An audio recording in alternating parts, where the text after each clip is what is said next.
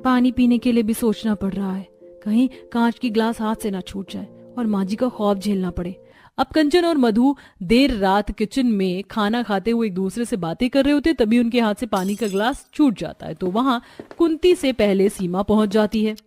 तुम लोगों को समझ नहीं आएगा ना। माँ जी, ये ग्लास कंचन और मधु से नहीं, मैंने गिराया है। लगता है इन दोनों की परछाई तुझे भी लग गई है। चाहती क्या है तू? आगे से ऐसा नहीं होगा माँ जी।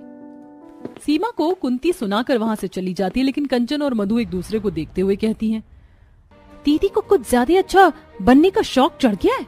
सही कह रही है तू, अब कुछ भी गिरता है तो दीदी का ही नाम लगाएंगे। कंचन और मधु अब अपनी ही बड़ी बहन को आए दिन खरी खोटी सुनवाने लगी थी। दोनों जानबूझकर ग्लास गिरा देती और नाम सीमा का। अब कंचन और मधु खाना बनाते हैं। बहू खाना लगा दे, भूख जोरों की लगी है।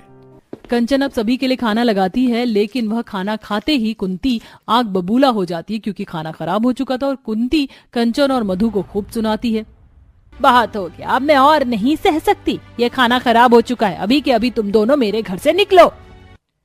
माँ जी, मैं आपके आगे हाथ जोड़ती हूँ। इन दोनों की गलती बस इतनी है कि इन्होंने खाना रसोई में रख दिया था और वहां से आने वाली धूप के कारण ये खाना खराब हो गया।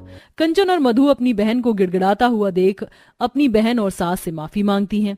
माँ जी, मुझे माफ कर दो। दीदी ने हमारे लिए जितना किया, हमने उतना ही उन्हें रुलाया है।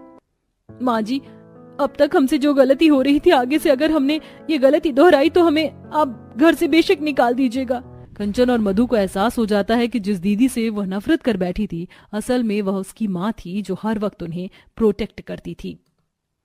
इसीलिए कहते हैं किसी से ईर्ष्या नहीं करनी चाहिए। क्या पता सामने वाला इंसान आपके लिए भला ही सोच रहा हो।